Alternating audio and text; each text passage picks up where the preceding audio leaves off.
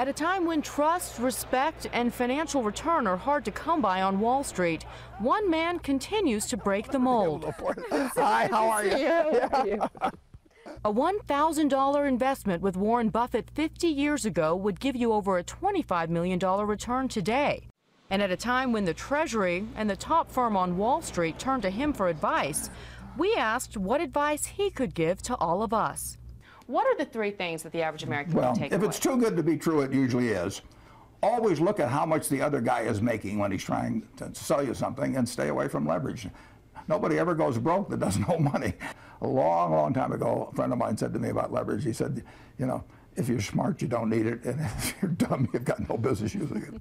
Buffett is famously known for his love of bridge, so we asked him, can the game make us rich? What aspect of your bridge game do you use in your investment strategy? Well, I'm not sure, but in bridge, everything anybody does or doesn't do, you're drawing inferences from, including your partner and your opponents. You're working with a partner. I mean, if you don't work well with partners, you're not going to have a winning bridge team over time. And everything you've learned from the past has some utility on the next hand you play, but the next hand is, you'll never play it. You've never played it before, and you'll never play it again in your life. But on the other hand,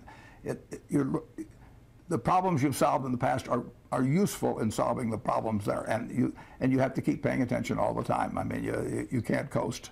Next up, college education. Is it worth the high price for struggling families?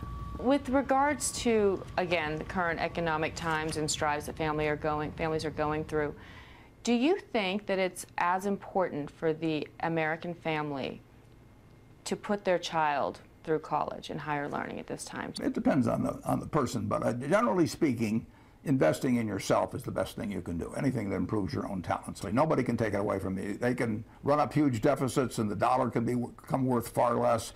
You can have all kinds of things happen, but if you've got talent yourself and you've maximized your talent, you've got a terrific asset. And so that doesn't mean everybody should go to college, but it does mean that any way you find to improve. Communication skills are enormously important. I mean, I took a Dale Carnegie course that I paid $100 for, and it was worth a college degree. At least I thought it was.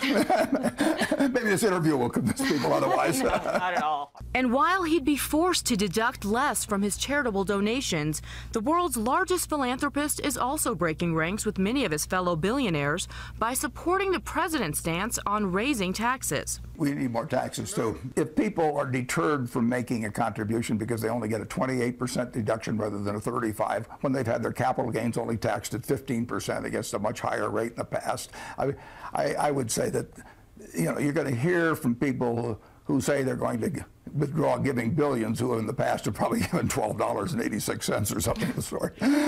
So to you, this is it's semantics at this point. It's a red herring.